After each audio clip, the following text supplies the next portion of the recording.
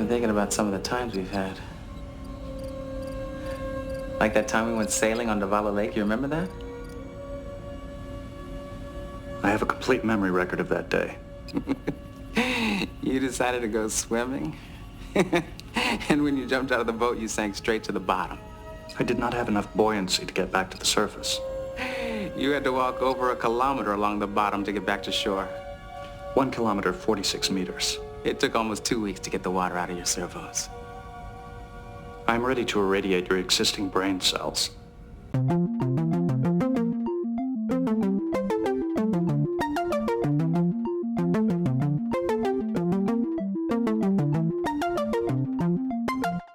Hello, everyone. Welcome back to Fully Functional, a TNG podcast. I'm Maggie, joined by Jeff and Dory. Yo. And I'm going to break away a little bit because this is the first episode of Season 7, which means we are in our final season of the series. It's a big, big deal. And we are officially upgrading Dory from Rookie Trekkie into just plain Trekkie. Hey. We did it, Joe. We did it. We did it. It's literally only because you've watched like 150 episodes now. Yeah. That's a lot. I did do it. Just wait until you watch all 800. So exciting Great. news. I think I'm going to call you I think for the rest of the season, I'm going to call you in the intro a new Trekkie still. And then at the end of the series, we will drop it and just say you are full-blown Trekkie at that point.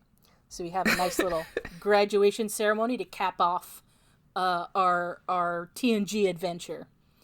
Nice. So Jeff and I are veteran Trekkies.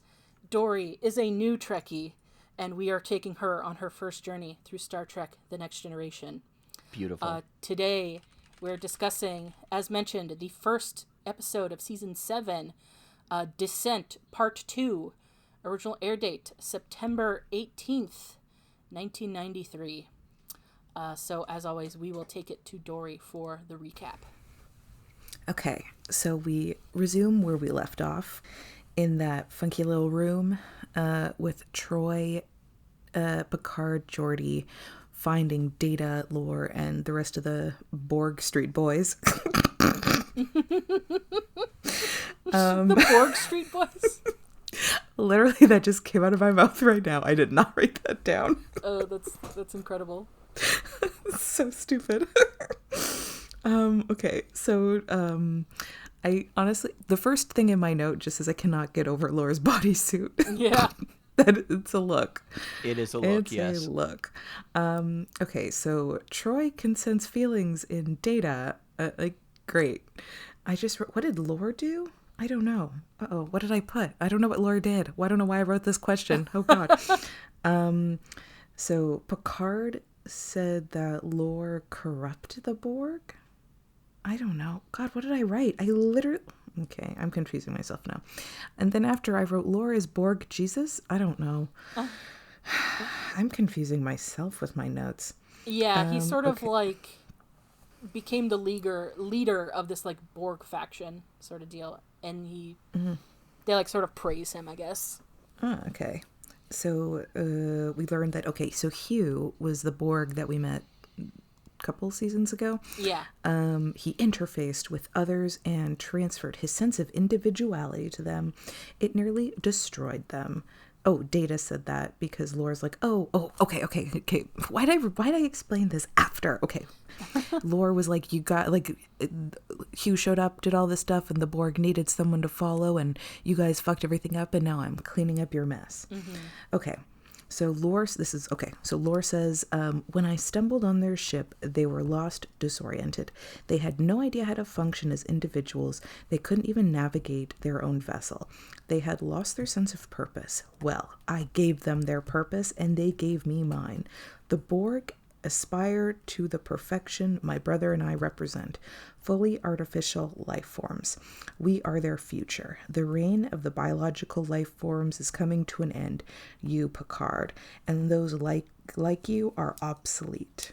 Gasp. So I would like to point out, Dory, you aren't aware of this because you've only gone through TNG at this point, but this is actually because the Borg are utilized quite a bit in Further Trek.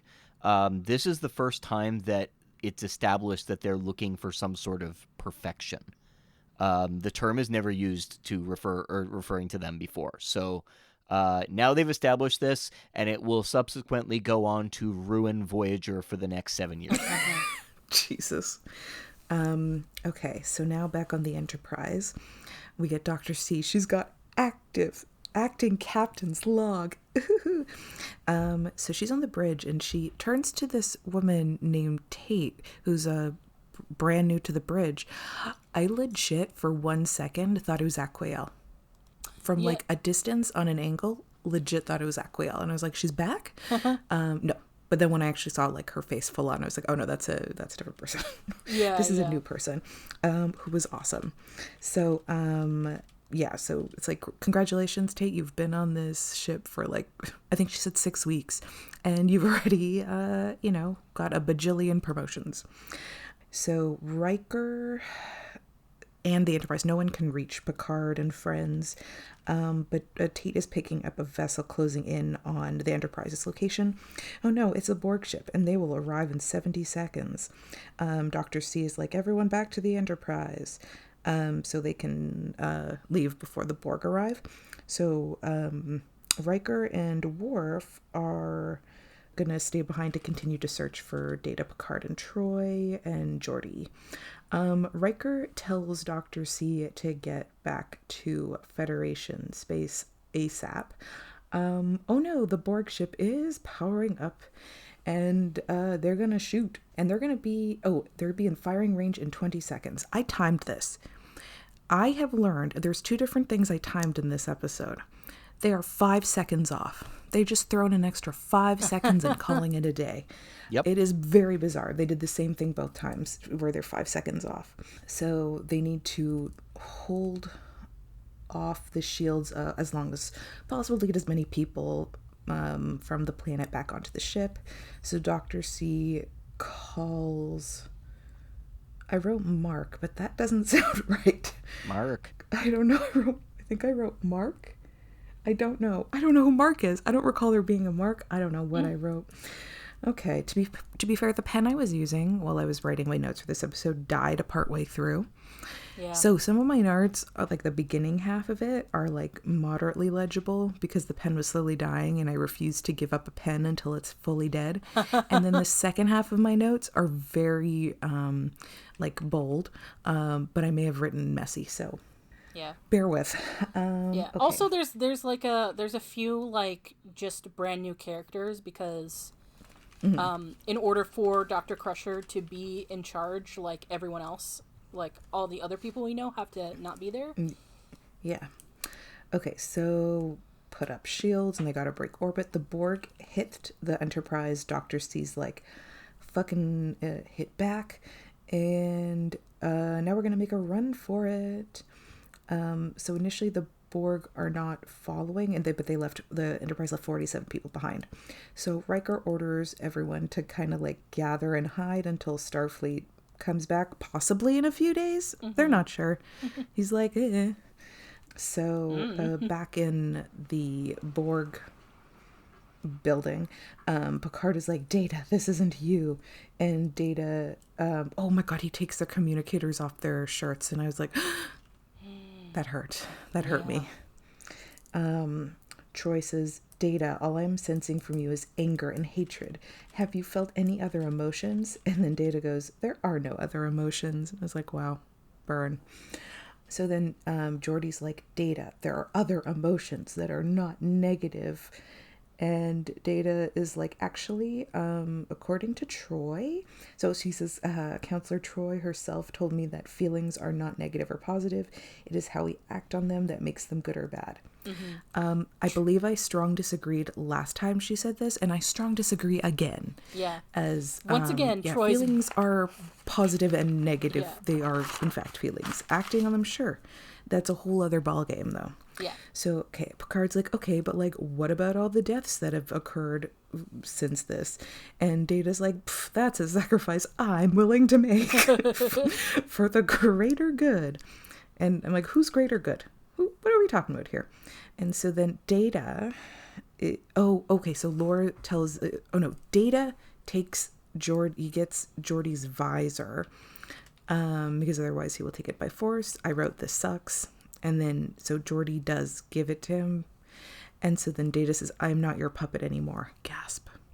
So back on the Enterprise, a bunch of randos are enter the bridge. I don't know. So Tate says that they have aimed at... Shit, what did I write? They have, I'm going to say armed? God, I don't know what the fuck I wrote. There's coordinates of the conduit. I don't know. There's a lot of words here. Yeah, there's does it have to do with like the beam that Lore is like beaming to Data? Maybe? No. Oh, okay. No. This is like at the beginning. Oh. She's like, I wish I could figure out what this fucking word is that I wrote. Anyways, the next line of it is like, the tachyon matrix is energized and ready to go. Or are they trying to fight back? I don't fucking know. And then there's some guy named Lieutenant Barnaby who shows up, and immediately I'm like, I don't like that guy. Yeah. He's not the worst, but he is like kind of a dick. But like, we'll say dick light. Because he's not the worst. Okay. So Dr. C asks Tart to, he basically's come to relieve her, and Dr. C's like, actually, Tart, you are cool as fuck. Stay on the bridge, please, but I'll do science stuff. Thanks. And I also just wrote, nothing better happened to Tate because she is very cool. Mm-hmm. And Dr. C is like, crew, we're going back to the planet. We will email our log entries to Starfleet, and they will do with it as we will. And hopefully something will happen. Okay, so then she calls down to the guy who is at the transporter room. And I saw this man, and I'm looking at him. The character's name is Salazar, and I'm like, this man looks very, very familiar, and I can't place him. I IMDb him. His name is Benito Martinez. And these are the things that I have seen him in. Again, these are not necessarily his most popular roles, but this is what I know him from. So he was on How to Get Away with Murder, House of Cards, Firefly, and Supernatural. Oh. I think, honestly, I probably remember him the most from Supernatural. Do you know what else he was in? Probably a lot. His IMDb was pretty extensive. He was in the last TNG episode that dealt with the metaphasic shielding. He was? He's been in TNG before? Yes. Mm-hmm. Wow. Yeah, I found that very funny. He was actually controlling the stuff that... He basically almost got Beverly killed the last time that we saw the... what do you call it? The last time that we saw this. Oh, shit. Ugh. Okay, so the plan is... Okay, when they get close to the planet... if the Borg ship is around, the Borg would be able to, they'd be able to spot the Enterprise within like 30 seconds. So they're just trying to buy some time to like get back to the planet so they can get everyone else back up. So they're trying to gain as much time. They need approximately a minute, but it's 30 seconds for when the Borg would notice them. So obviously that's not good. So they're like, okay, we need to figure out something else to like buy. So if like the Borg ship is on one side, we can like figure out where they are before we step out of warp. I said wharf. Step out of wharf. Step out of warp. I've said it so many times now, and it just so then they're like can see, okay, Borg over there, let's like land over here. So we just have like a little bit extra time. So Lieutenant Barnaby says, he's like, I don't know, maybe we could do it. He's honestly a bummer. Okay, so back on the planet, I literally, this whole episode, every time I saw Worf and Riker, I was like, oh yeah, you guys are there. This episode, I'm going to say this now, and I'm going to talk about it again later, but this episode has too many plot lines. There's a lot going on. Yeah. There's a lot. Okay, so Lore wanted Geordi's visor because he thought it would look good on him. Data is not amused by this. Yeah. And then he's Lore like, thinks that- we need to work on your sense of humor. yeah, I mean, he's not wrong. Data's sense of humor is something. So Lore thinks that Geordi would actually make a great test subject for some experiment they're doing. And I just wrote, come on, Data, don't let him do that. Let the power of friendship win. So, but Lore's experiments have mostly resulted in death. So super don't let Geordi do that. But Data, for some reason, is like, yeah, on board. I'm like, Data, what the fuck?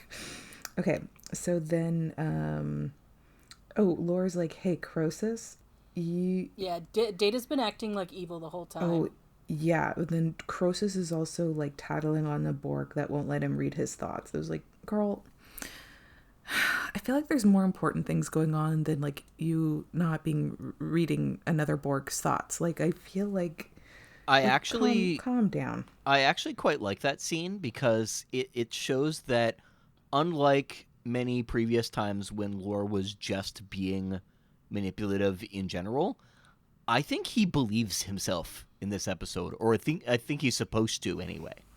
Yeah. He's definitely consciously trying to manipulate the Oh, Borg, for sure. but he does like have a belief in what he's saying.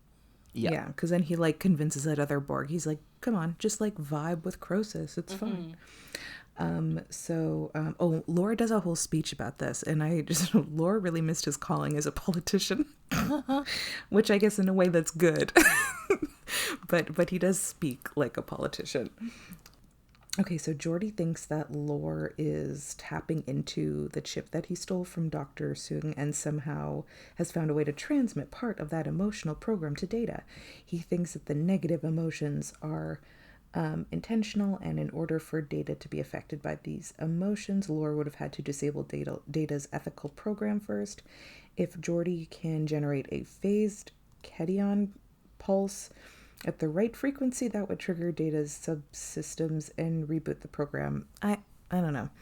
Like, I understand what they're doing. I don't know that happens. I'm unsure. It's not super clear. Dialogue.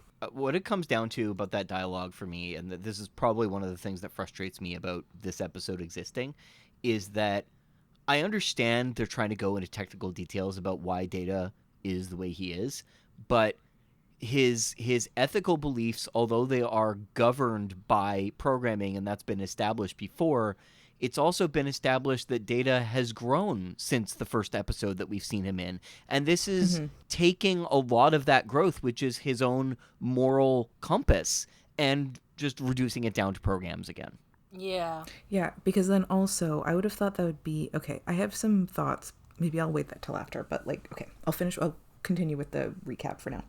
Okay, so the Data takes Geordi away, and... meanwhile, Riker and Worf find the building, and there's just like a bunch of Borg, and the Borg find them back, I guess. So the Borg bring Worf and Riker to Hugh. So, oh my gosh, Hugh, what's up? So Hugh says, why are you here, Commander Riker? Hasn't the crew of the Enterprise caused enough damage already? Oh, Hugh, you have no idea. Yep. And I did like that in response to that question, Riker and Worf just looked at each other and didn't say anything. So they also were like, yeah. Why are you booing me? I'm right. Q is like, this is all you guys, your fault for giving me individuality. How could you do this to me? I'm not fighting within the Borg. Oh my God. Okay. So Lore then promises clarity and purpose. At the beginning, he seemed... Oh, this is Hugh. I was like, what am I reading? What am I saying? Okay, yes. So Lore promised security and purpose. Clarity and purpose. At the beginning, he seemed like a savior. As I said earlier, Borg Jesus. The promise of becoming a superior race. Sounds gross. Lore doesn't know what the fuck he is. He doesn't know what the fuck he's doing. Doesn't really care about anyone. Lore's got his own, whatever going on. So Hugh asks about his friend Geordi. Cute. I love that. And he's like, yeah, I'll give you directions of how to get to the base. And that took a wild amount of time. I honestly kind of like, I got distracted at certain parts of this. Okay, so we cut to Geordi, who is in the experiment room. He's strapped to like this board/table thing, and Data does, because he took the visor so Geordi can't see, and Data comes in and does a Picard voice, and I was like, that is so fucking mean. Because he says it up like, oh, we're gonna escape, and I've come to like save you. I'm like, that is so fucking mean on a whole other level, because like, Geordi wouldn't know otherwise. I'm like, that's so mean. Like, I feel betrayed by that on behalf of Geordi. So then Data then is like, LOL, just kidding. It's me, Data. And I wrote, Data should really just give humor a rest. Don't do humor anymore, Data. So this experiment is supposed to improve Geordi's cognitive processing function, but also has a 60% chance he will die. The odds are not in his favor. But it's okay, because if it doesn't work with Geordi, they still have Troy and Picard to experiment on. Great. So so we cut back to the cell, and Troy is calling for help, and we see Picard is on the ground, and she's like, he tried to escape, and now he's in neural shock. And if he dies, that's your fault. So they turn off the force field. The Borg go in, and Troy rips like a cord out of his face, and that takes him out. But not to be like nitpicky, but let's face it, I am nitpicky. I know, here's the thing. The Borg part, they're not thinking of like the logistics of a crime scene, but if Picard was in fact trying to escape and got knocked out by the force field, why would he be over there? Yeah. He would, number one, have his, like, that direct, like, he was facing a completely different direction. If he got, like, zapped back, his feet would be facing the door, or, like, he would be, not in the position that he was lying in when they came into the room. You could be, to be fair, you could be generous and say that maybe Troy moved him. There's no reason why she would have moved him to that particularly. Yeah. I mean, my thought is that Troy probably isn't thinking of the logistics, and they don't watch. They didn't watch 10 seasons of CSI. I mean, these are like these Borg basically didn't know how to wipe their own ass until Lore got to them. That's true. Mm-hmm. Yes. So that's the thing, is I'm like, I know, like, for me watching that's all I thought about. Mm-hmm. But at the same time, I'm like, I do recognize the Borg would never would have occurred to them that Picard would not be in a position lying down like that if what happened. Yeah. So I could see, like, the Romulans or something. And just thinking in terms of like the villains in the show, probably the Romulans clocking it maybe. Yeah. But the Borg, they're not up to date on their crime scene logistics. Yeah. So that's why I will allow it. It's just a thing for me. Oh, so okay. So Troy pulls the cord out of the Borg. He's down. Troy runs to go out of the cell while Picard tries to like ransack the body. The second she steps out, the Data, Geordi, who's alive, thankfully, as I knew would be fine based on the season 7 tray I own. Oh, but now you can't be so sure, because how do you know they make it to the end of season 7? Oh, that's true. But I do know that I knew that everyone would make it at least to season 7. So that's all I have now. My only source, my consolation is, I guess, has finished now that I finished episode 1. Now it's a free for all. Anyone could die. The stakes have never been higher. And when I say never been higher, it doesn't matter. But it does actually a lot matter to me. Okay, so then, so they're at the door and Data's like, oh, you thought. Oh, no, he threatens to break Geordi's neck. That was a betrayal, but I was like, I cannot believe it. This is awful. Like, something that frustrates me so much about Data's behavior here is that they don't really give you like a proper explanation for why Data being angry and evil is literally just him acting exactly like Lore. Yeah. Yeah. Well, yeah, I mean, it it's is Lore controlling him, so To an extent, it's still Data acting of his accord to an extent. This is still Data behaving, but it's been modified. But the thing is, the way it's being modified, because it's not like Laura is saying, like, now you're doing this, now you're doing this, now you're doing this. And then Data is carrying out with exactly every word that Laura would say because Laura's pushing thoughts into his head, because that's not what it is. He is Yeah. saying everything that Lore would say. He's behaving like Lore. And it's very strange, and I'm not sure why that's the choice that they made. There might Yeah. have been, like, more backstory to why it makes sense, but, I mean, they don't explain it very well. yeah, Yeah. it's a very rare Brent Spiner L. Yeah. Yeah, it is. in that, Well, I mean, like- that could be how he was being directed. Yeah, that's true. I feel like if they didn't try to jam so much like other bullshit in this episode, like you could really have an exploration of like abusive relationships and cult dynamics and stuff like that, because like Yes. and family dynamics. yeah, because those are very similar things. Like sometimes people refer like abusive relationships as like a cult of two. Yeah. know? Yeah, that's true. Because they have very, very similar like sort of tactics and stuff at play here, because they've sort of fast forwarded like what would happen if like, you know, if Data were to fall into an abusive relationship or a cult or whatever, you know, because that sort of stuff, like, it really does rewire your thinking like so drastically that people can, you know, act so opposite of themselves and do things that like they wouldn't normally do. And like talking to them like wouldn't, like, it really takes a lot to sort of break someone out of that, you know. That's true, yeah. So Jordy pleading with him and stuff, it would be, you know, it would be realistic that like if you're under that sort of influence, that like maybe that wouldn't necessarily work, you know. But they sort of like They were very loosey-goosey with this. yeah, they were loosey-goosey with it, and it doesn't really feel like that's what they were going for necessarily, because it feels like they wanted it not to be Data's fault at all.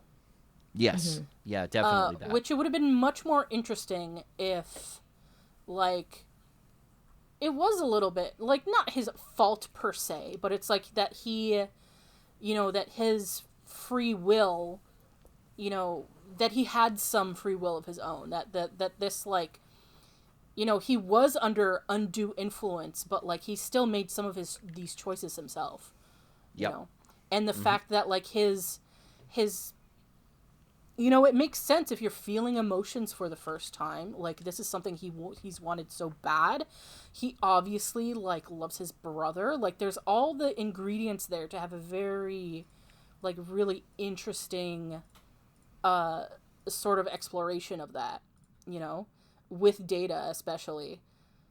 But we needed to fly into the sun. Yeah, exactly. We needed to bring up the metaphasic shields or whatever again. It's too bad because, like, that's such a missed opportunity, that entire plot thread. Okay. So, Picard and Troy speak to Geordi, and Geordi's okay, he's just dizzy. So, while everyone was outside, Picard was, like, able to retrieve a part of a transceiver from the guard's interlink system. Picard thinks it uses some kind of phase pulse technology, and Geordi's like, it's possible to have it modified to generate, pulse that would reboot Data's ethical programming. I don't know. Okay. So Picard then fucks around with the transceiver and finds a piece they could use. Okay. On the Enterprise, they will be in transporter range back by the planet in 19 seconds. Again, I timed it. They were 5 seconds off. They are able to track down the Borg ship, plot a new course. Salazar is busting his ass. getting people up. The Borg ship then finally appears. They fire. And, oh no, the Enterprise has lost Worf. Dr. C goes, evasive maneuvers, full impulse, and let's get the fuck out of here. So, okay, Dr. C is like, okay, we can't really outrun them as Warp is down, so let's pull what I call it an adjacent Icarus maneuver and fly into the sun. So, Dr. C's plan is basically like related to an experiment that Geordi was working on related to metaphysics shielding. And if they have the shielding, they could enter the sun's corona, but the Borg wouldn't be able to follow. Hull's getting super fucking hot. Radiation getting super fucking hot also. So the shield is up. Temperature, shield, oh, it works. So then temperature and radiation goes down, and into the sun they go. Okay, so the Borg has now just like decided to wait for them outside. So no, back on the base, Picard has made the modifications that Geordi suggested, hoping that force field of the cell has a strong enough energy to trigger the pulse. This is truly nothing. This is whatever. So then, okay, Geordi is back in the experiment room with Data, and Geordi's like, hey, remember that time where we went sailing and you wanted to swim, but you have no buoyancy, so you fucking dropped to the bottom of the water and then had to walk like a really, like, was it a while to like exit the water, and then for 2 weeks you're still getting water out. And then Data's response is, I am ready to irradiate your existing brain cells. He said, Geordi's this nice little, reminiscing about good times, and Data's response is, I'm gonna explode your brain. Okay, bye. Yeah, it's like it's meant to show how cold and callous Data is now, but like it is.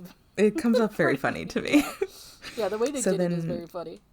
Yeah, so Geordi then says to him, Data, if you ever go back to the way you were, you might not be able to live with yourself for what you're about to do.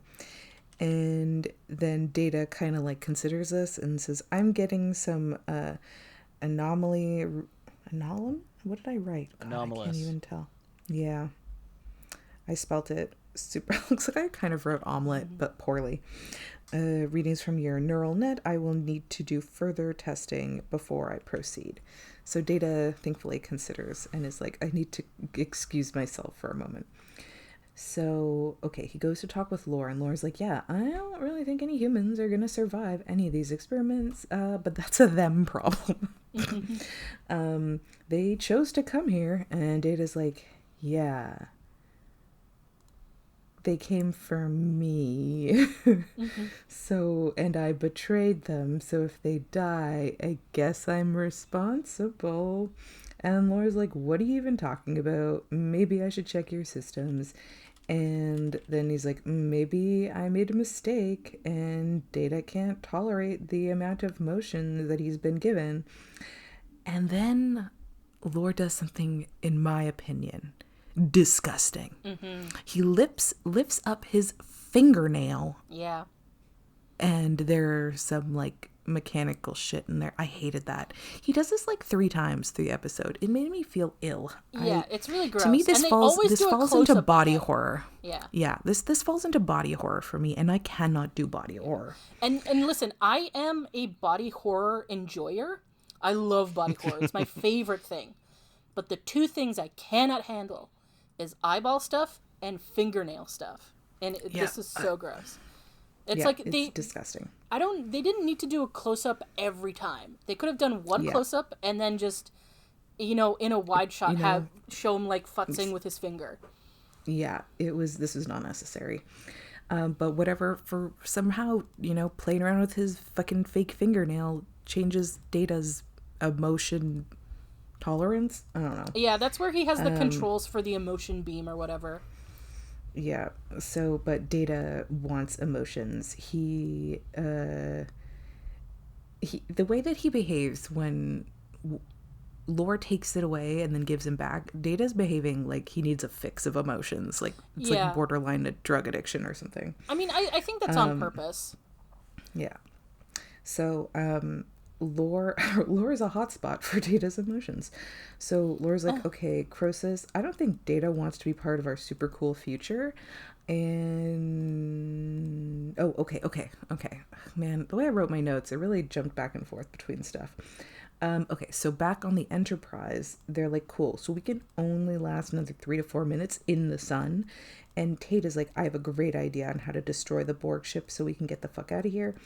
So I wrote this from the episode. Well, I did that with a bunch of this so far, but she says, she thinks it's possible to induce a solar fusion eruption that would destroy the Borg ship. They would need to direct a highly energetic particle beam onto the sun's surface.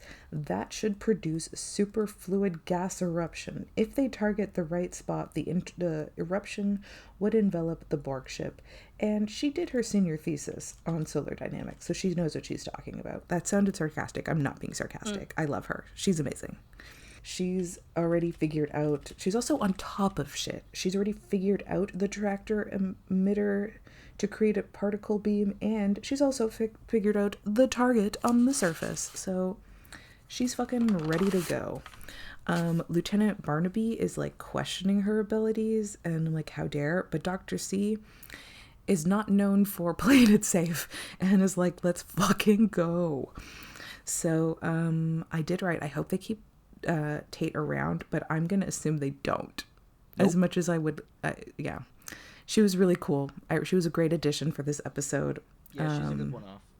And I am very bummed that I'm assuming we'll never see her again. Yeah.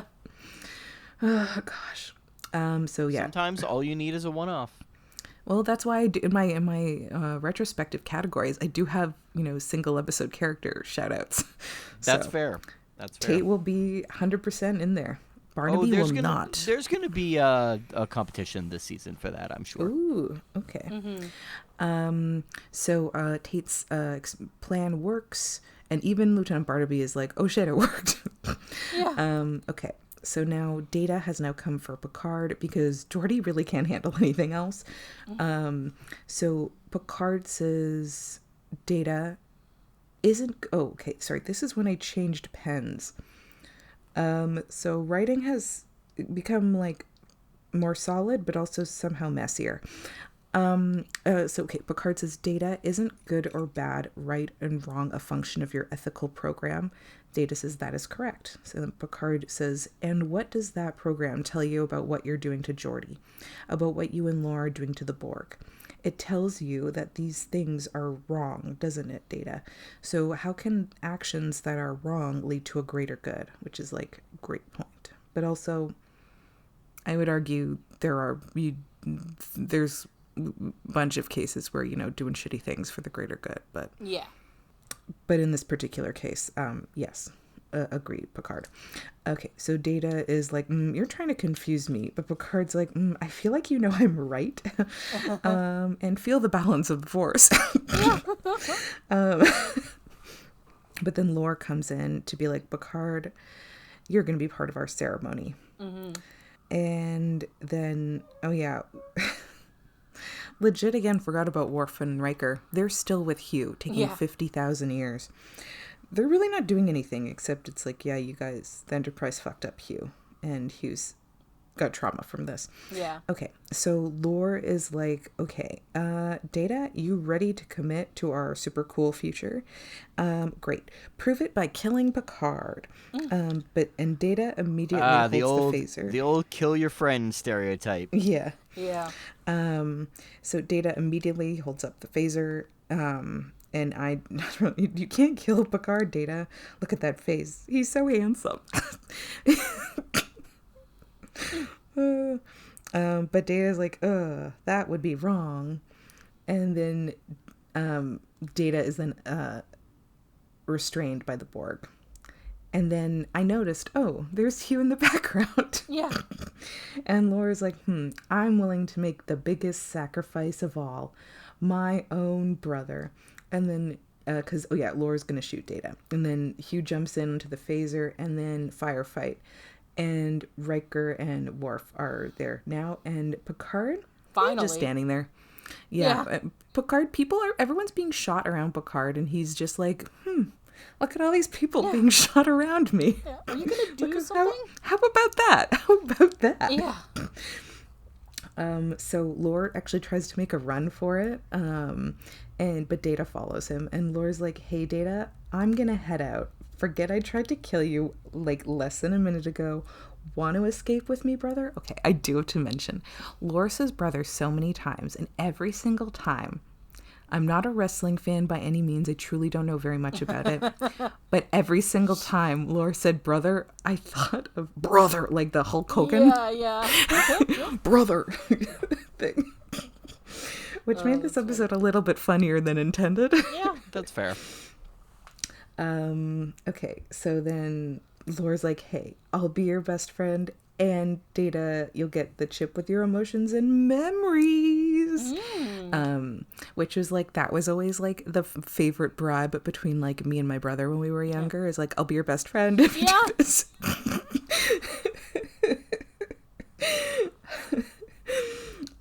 Okay, so Laura then fucks her on the fingernail again, and I'm like, fucking stop. Yeah. So, okay, they both go for their phasers at the same time, but Lore is just like a little too slow. Data's got the edge, and Data shoots him, and Lore falls awkwardly onto this stool. It's weird. So then Data goes to deactivate Lore, and Lore's like, cool, say goodbye to emotions then, girl. And then Lore's last creepy words are, I love you, brother.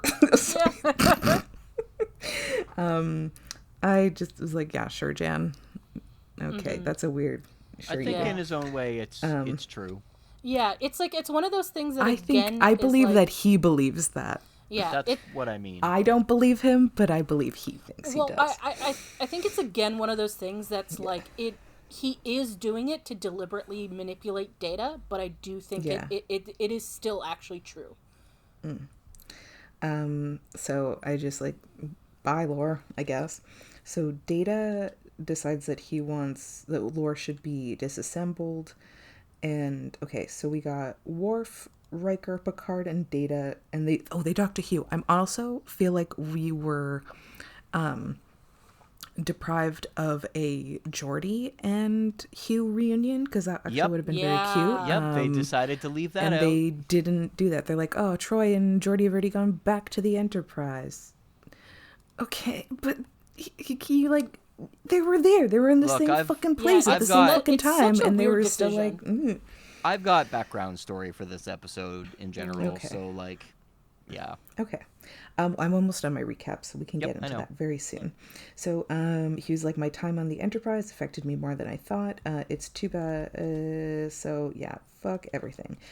Hugh's just gonna like hang around for a while. There's no leader, and everyone else is like, maybe there is a leader. And Hugh, I don't know that Hugh got the like wink wink nudge nudge of like, maybe you're the leader. I'm not sure he got it, but I think he did, because he said fine. like, maybe in time, like, because he's like, I don't know if I'm ready to do that now, but maybe we'll figure it out. So okay, now we're back on the Enterprise. We've gone forward a little bit in time. Geordi goes to see Data. Spot is on the desk. It's very cute. Spot is nailing his part. So Geordi's like, I will be back on duty soon. Spot just like, listen, he shows up, hits his mark, and looks adorable. Yeah. That's an Emmy for guest star. Like, truly, absolutely can't ask for more. So Data says that he was able to retrieve the emotion chip from Lore, but it was damaged. But he's actually like pretty okay with that, because he's like gonna give up that emotions chip, as emotions are responsible for what he did to Geordi, and he would never risk letting that happen again. His friendship with Geordi is too important to him, which I was like, okay, sweet. Yeah. So then Data's about to destroy the chip, but then Geordi's like, actually, Geordi. He goes, Data, I wouldn't be very much of a friend if I let you give up on a lifelong dream now, would I? Maybe someday when you're ready. I do trust Geordi to hold on to it for Data for safekeeping for now. Yeah. Geordi's not the one who holds on to it. Data is, but that's okay. Oh. But yeah. Yeah. Oh, I thought that Jordy was holding on to. Okay, I wouldn't trust Data with it. That's Sorry, okay. Data. Data, I love you, but I don't trust you with this right now. It does become a factor in the future, but I won't tell you anything about it. It's Yeah. Gasp. Anyway, so Sorry, Jeff. Before you get started, do you mind if I just bring up one thing? do it. Yeah, because like we talked about earlier, the sort of lost opportunity of like, exploring the relationship between like Data and his brother and like fucked up family dynamics, cults and shit like that. Yeah. I think there was another missed opportunity in the Borg side of things, in that like, Oh yeah. it was a real opportunity. Like, and you can link both these things. Like, I think both could work together in an episode, like together. In that, like, yeah, it really is not fucked up, but like they really should have thought about the implications of sending Hugh back as an individual to the Borg and with no support. Once again, the Enterprise leaves a mess and doesn't clean it up. Yeah, exactly. And Classic. it can be an allegory for how we do that sort of thing like in the real world, like where like let's say for example, if you shut down a lumber mill in a small town because you want to be more environmentally conscious or whatever, because like we're going to stop cutting down trees. It's like you can't just shut down the lumber mill and not think about the people that work there, and that this is a small town. This community probably relies on this, so it's going to fuck a lot of things up. And you can't just, even if you're trying to do a good thing, like you can't just do something willy-nilly without thinking through all the consequences of it and thinking through the supports you need to have in place to actually get this thing done. And how doing things like that, and when you leave people in these vulnerable positions, how that leaves them open to fascism and following these sort of false prophets and stuff like that. Mm-hmm. So you could have really, and falling into cults and fucked up dynamics and stuff. So yeah, I think you really could have like married the two stories together of having like, the Borg being susceptible to this sort of like charismatic leader because of their vulnerabilities in suffering and not knowing how to live, and the fucked up family dynamics between Data and Lore because of Data's vulnerabilities in him having this thing he's coveted so much. So yeah, that's just, I wanted to bring that up as well. Like that there's a lot of missed opportunities here. Yeah, I definitely agree with that. I think what it comes down to with this episode is actually what I'm about to go into. So, Dory, as you have been made aware, TNG was very popular at this point. It had managed to break through the mold that the original Star Trek had left and become a cultural icon outside of its own fandom. It was actually quite big for a while. It was a very successful series, especially for one that wasn't being produced in-house by a network studio. It was being produced as a syndicated show, and at the time, anyway, this might still be true. It was the most successful syndicated show that had ever been produced. So that was quite big for it. But what ended up happening with this season is this will affect things going forward for at least the next few episodes. So that's not a spoiler. It's just kind of like tailoring your expectations. But at this point in time, the main producers in the show were not there. They were off on a retreat, writing the script for what would eventually become the first Star Trek TNG film. Oh. Yes. Now, what that means is that Michael Piller was not as involved as he could have been in keeping things directed. And the job was mostly being left to someone whom I've talked about before named Jerry Taylor, who went on to write for and showrun Voyager for quite a bit to the malignment of fans. It was not a particularly well-received era of the show.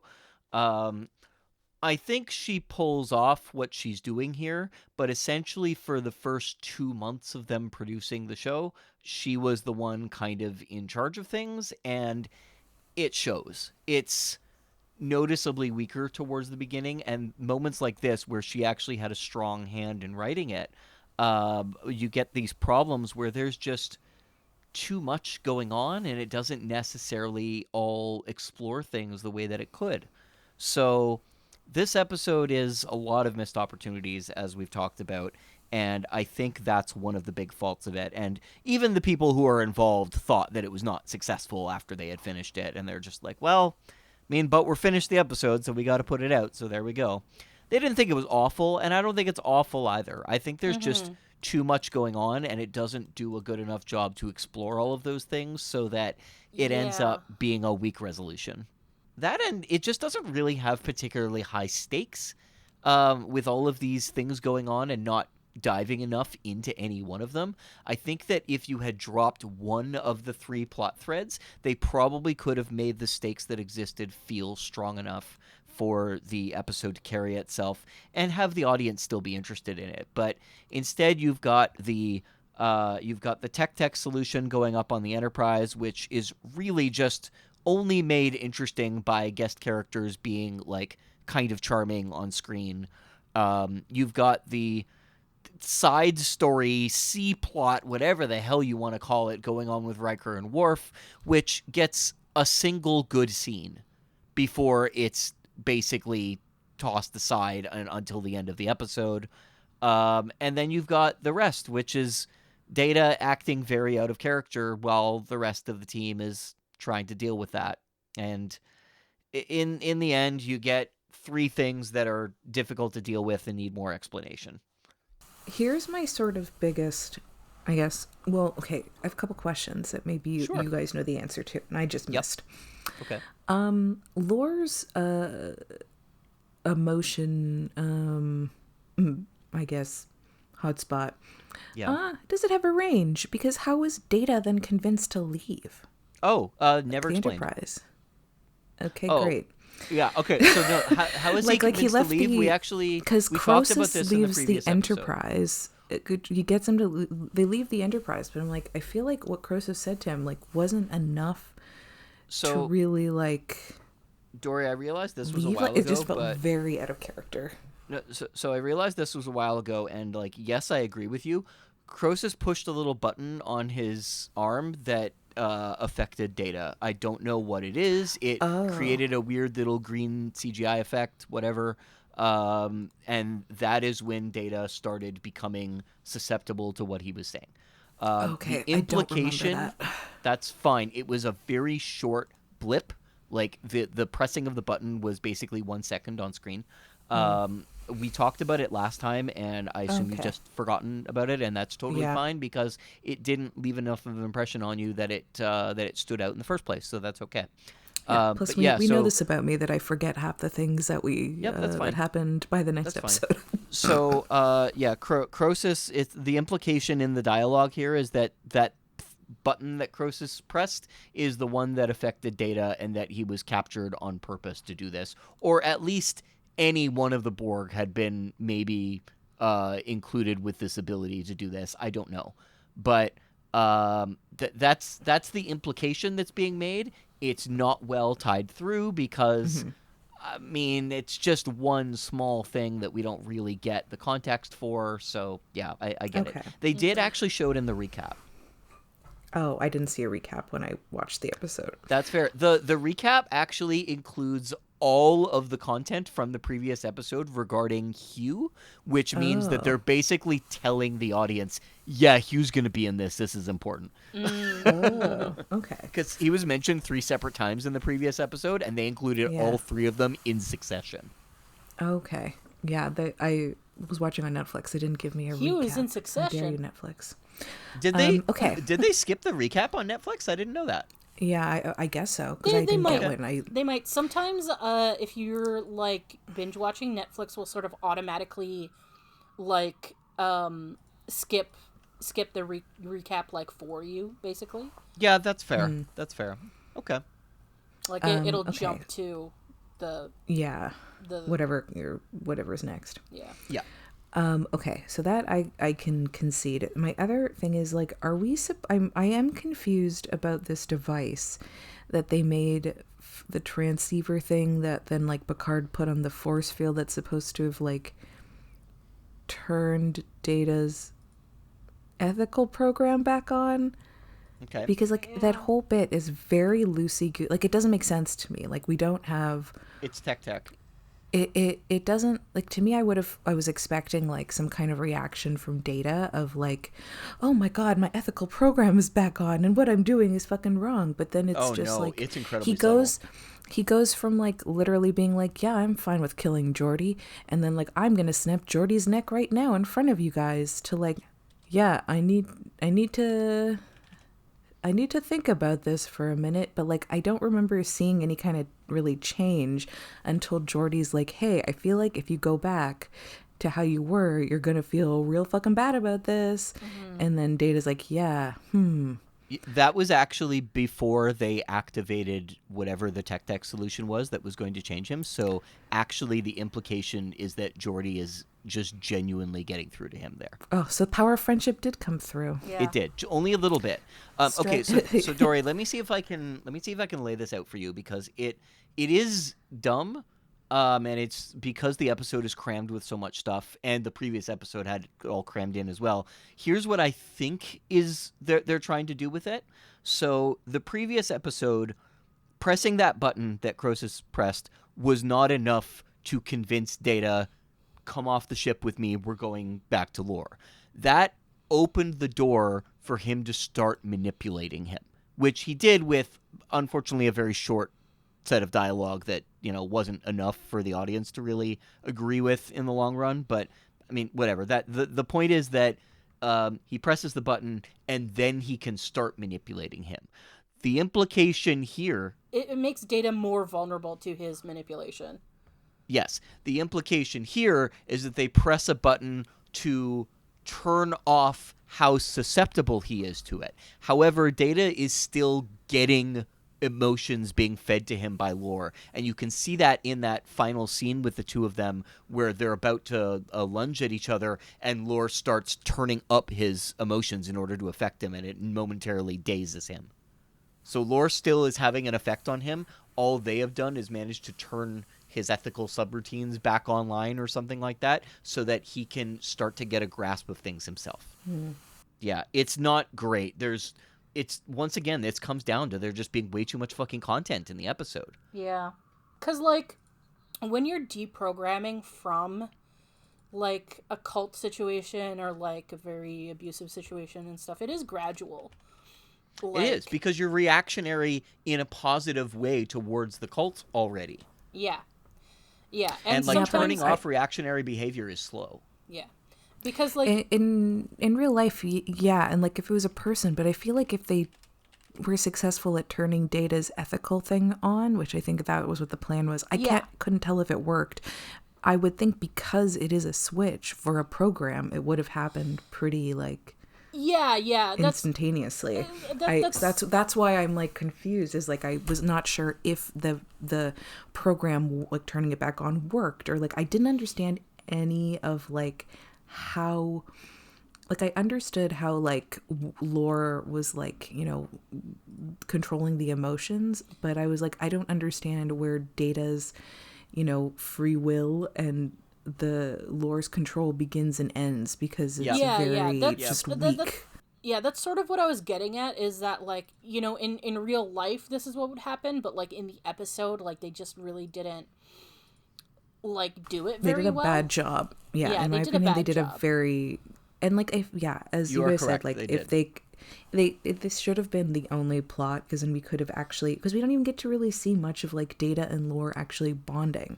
Yeah. No, you don't. And so you really don't. That would have also given more of an emotional, stakes to it, if like they actually shows that like Lore actually gives a legit shit about Data, and Data like actually cares about Lore.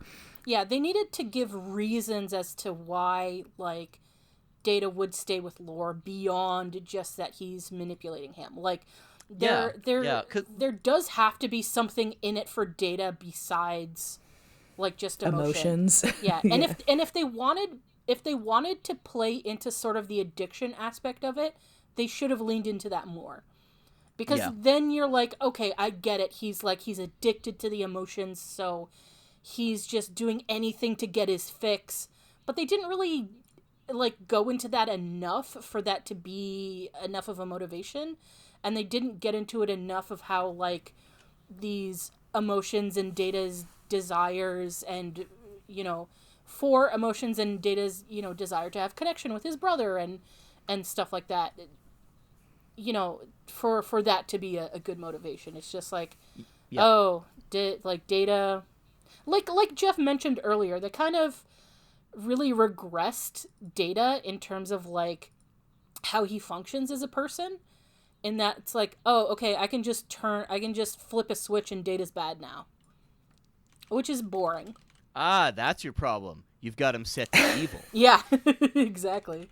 And also, like, if they had gone that route, then they could have spent more time humanizing Lore. Because, like, he's had aspects where he's been humanized. Like, for instance, in the moment towards the end of that episode with Dr. Soong, where he's genuinely, like, sad by finding out that Dr. Soong is dying. Yeah.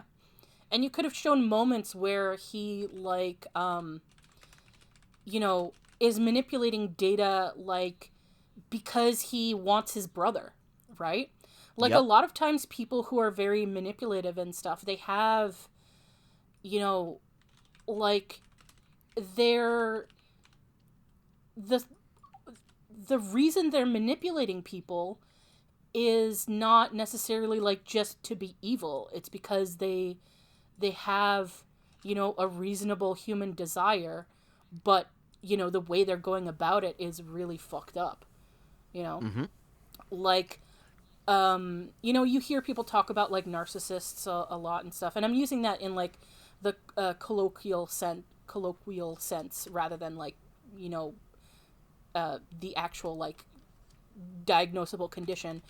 But, like, a lot of times people like that, they're doing that as a protection mechanism for themselves. It's unfortunately a protection mechanism that, like, hurts other people and stuff like that. But the reason they're doing it is because their emotions and traumas and stuff are so extreme, that's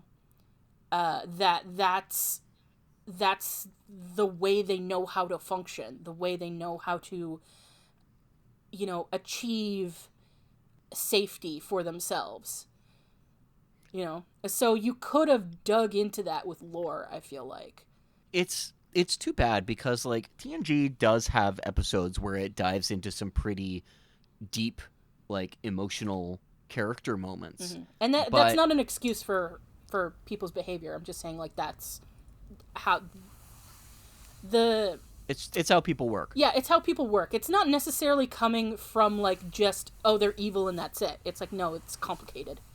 And that's the thing. Like, TNG has very much built itself on not having characters who are just evil because of it. They don't really have villains like that. Even the Borg, there are so many arguments to make about, like, yes, what they're doing is, inhuman, but even Q points out that, like, you just can't understand the way that they think. Yeah. But you also can't reason with it. Actually, and they have a whole Sorry, episode with the crystalline entity. That's, like, the whole point of the episode is that, like, with the scientist that wants to, like, destroy it. He's just like, this is a creature, and, like, this is just, we can't just destroy it. Like, it deserves to live. Like, what it is doing is fucked up and stuff like that. But, this is how it survives. So maybe we can come up with a way for it to be able to survive but not destroy everything. It's so sad that this episode spends so much time doing what it's doing, and the biggest discussion that it prompts from us is what it can't do. Yeah. And here's the Oh, thing, and well. like, yeah, the whole Shield Sun thing could be a different episode. Like, you could have Yes, just put that in a absolutely. different episode, Yep. you know. And I think it's a detriment to that storyline as well, because Oh, yeah. you get some good like Dr. Crusher stuff in there. Not just that, but you get a sequel episode to something else. This is 3 sequel episodes together when you Yeah. think about it. It's a sequel, a direct sequel to the previous episode. It is a sequel to I, Borg, with starring Hugh, and it is a sequel to Suspicions from last season. And Like- a continuation of lore. And yeah, a continuation of the lore arc. That's true. So it's 4 things. Yeah. It's just trying to do way too much. Yeah. All right. So, I think it's fair to move on to favorite moments and lines. Okay. I liked Tate. She was a great addition for this episode. I love Dr. C being captain. That was really nice. I liked... I'm just reading through my notes. Oh, I liked Hugh saying, "Why are you here, Commander Riker? Hasn't the crew of the Enterprise caused enough damage already?" I liked... Oh, the quote. Okay, so the quote where Geordi is like, "Hey, remember when we went swimming and sailing, or we went sailing and then you tried swimming, blah, blah, blah, and then you sank to the bottom." And then Data's immediate response is, "I am ready to irradiate your existing brain cells." And then I do like that Geordi is like appealing to Data. Like, listen, if you go back to the way you were, you might not be able to forgive yourself for what you're about to do. I liked Data and Geordi's scene at the end. I loved seeing Spot. He's so cute. And I did like that every time Lore said brother, I thought of the Hulk Hogan brother thing. So just adding just a little bit of extra flavor to this episode. Nice. You can call it flavor. Yeah, I also really enjoyed Captain Crusher. I thought that was really cool. Oh, that's such a good name, Captain Crusher. Yeah. Oh, shit. Yeah, it's pretty Shit, badass. that works so well. Oh, damn. And you know, even though I felt like that plot should have just been its own episode, that it Yes. didn't really belong here, I still thought there was good stuff in there. It's just unfortunate it had to share the spotlight. I do love that, like, Dr. C is a completely different captain vibe. Because, like, I feel like Riker and Picard's captain vibes are sort of similar, but Dr. C just feels like she feels much more of a risk taker Yeah. than the other two guys. So like this thing that like Tate's like, "Hey, I've got this theory," Yeah. and she's like, "Let's fucking go, let's do it." And yeah, Dr. C just like feels a little more like, let's fucking go, and I enjoyed it. It's just Yeah. like a full out different vibe. Yeah, I agree. And I really love She was that. she was a fun captain. I wish there'd be more of her getting to have captain moments. Here's the thing. Part of why I love Dr. C is like she can go full unhinged. Yeah. I mean, sometimes that's very bad, but sometimes it's very, very good. Yeah. No, I love it. She's like a very no nonsense person, and a very like, you know what? Let's just try some shit. Yeah, she's no nonsense and loose cannon somehow. Yeah. Yeah, I love her. The other moment I like is Jeff mentioned this before, is the scene where Lore is manipulating that like Borg guy who like, you know, separated himself. That like severed his connection to like the other Borgs. Yeah, that's a good scene. Yeah, it's really good. And I did really like that moment with Lore where he tells Data that he loves him, because for me, like, I felt like that was so, there's a lot of layers there, and that like that is a manipulative moment from Lore, but I don't think it's a lie. You know, like, you can use the truth to manipulate people, and I think that's what he was doing in that moment. And of course, I also love the end scene with Geordi and Data, and like, oh, it's just so sweet that, you know, Data is willing to, you know, with very little hesitation, like, give up this lifelong dream just to make sure that he could never potentially hurt Geordi again. And it's just so sweet. Mm-hmm. And yeah, that's it. Okay, my favorite moment is at the beginning of the episode when you briefly see a shot of Picard, Troy, and Geordi standing surrounded by Borg, being kind of talked down to by Lore and Data, and my girlfriend briefly turned over, saw my screen for a split second, and said, "Are they holding pigeons?" And yeah, so that's definitely my favorite moment in the episode. They were holding phasers, by the way. That's funny. No, mine is actually Hugh talking down Riker because Yeah. A, he's right, but B, I really like Jonathan Del Arco's performance here because it is a very clear development from the Hugh that we saw last time. Mm-hmm. This is a Hugh that is no longer driven by, no longer finding his way in the world with like a confused childlike innocence. Now he's had experiences. He sees some shit. He's angry, and Yeah. he fucking he deserves to be. So Our Hugh's all grown up. Yeah. Yeah, actually. You get to see him again in the Picard series, and I won't give you any spoilers about that if we ever decide to watch that for whatever reason. But his scenes in that are good. I just wish that season had been good. Yeah. I have to finish that. I have to actually watch that series. I think I watched like the first few episodes. if you want to do it as a group, I'm down. Yeah, maybe. Okay, cool. All right. We'll see. There's a lot to judge. Yeah. All right, prediction time. I'll be honest, this next episode's weird. And I don't actually Actually, wait. Before you go on about that, I want to point something out about what you just said. Actually, so I have a watch list for TNG that I put together for a friend many years ago. I've talked about it on the show before, and it's I've kind of edited a little bit over the years. Actually, going through the show with you guys, I've edited it slightly, but edited it. But when I look at the beginning of season 7. I labeled like 6 episodes in a row weird. Yeah. It weird episode about this, weird episode about that.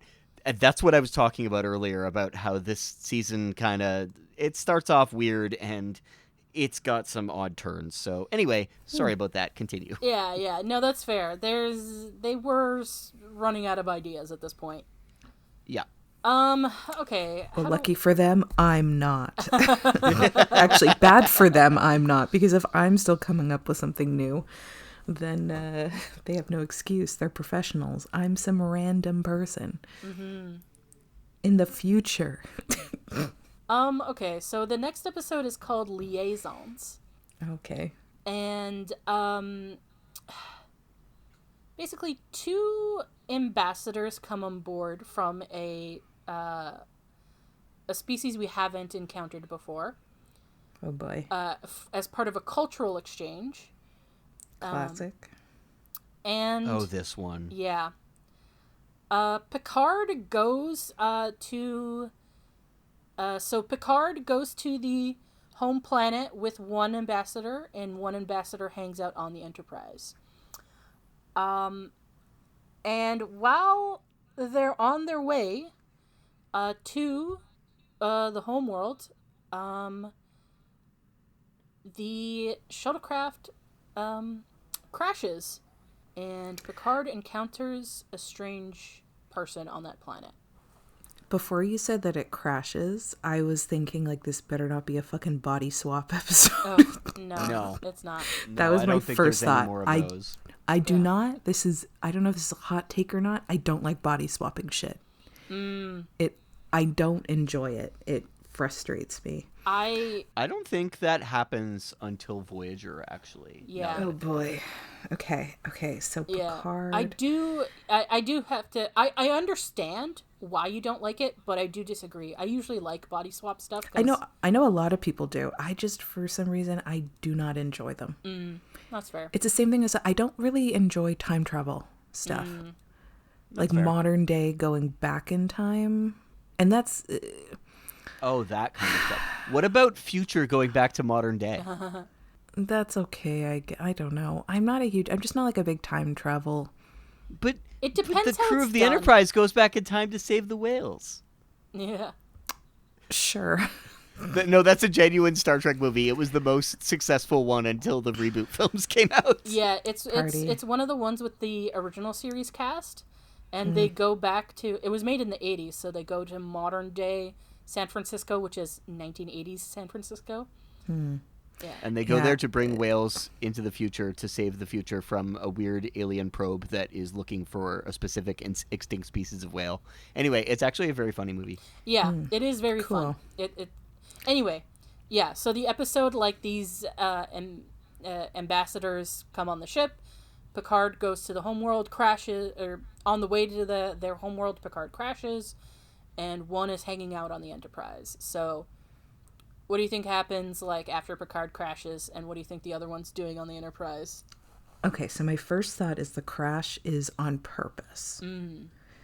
Because maybe, like, I hate to say that, like, oh, maybe the ambassadors are up to no good, but the ambassadors are up to no good so often of the time, so much of the time on TNG so far, that, like, I'm wondering if, like, from the Enterprise, the that ambassador is like some kind of control over the shuttle that they're taking from, or they're in collusion with the other ambassador, in which, like, they're going to crash to try to, like, either get information out of Picard or, like, try to have him in, like, a vulnerable position and learn some stuff.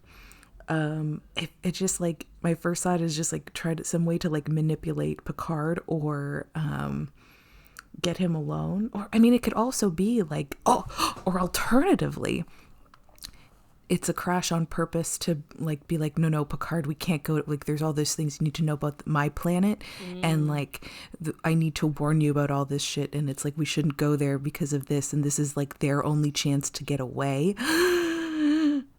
Oh, I like that one better. Ooh, yeah. Okay, yeah, the crash is on purpose because that ambassador is like, no, the planet's going fucking crazy. It's terrible. I hate it there. And this is the only sort of way I can, like, feasibly get away, is to crash and be like, oh, they never heard from me again. And maybe Picard's low-key collateral for it. But, like, the ambassador's like, no, I just fucking can't go back. Oh, my God. They're faking their death. That's what the faking death. The faking death scenario. That's what I'm going with. Yeah. Awesome. And what do you think the other Cool. one's doing on the Enterprise? Oh, annoying Riker. All right, fair. I think that's good enough. All right, if you want to see if Dory's correct, watch along with us and join us for the next episode of Fully Functional, a TNG podcast. Goodbye.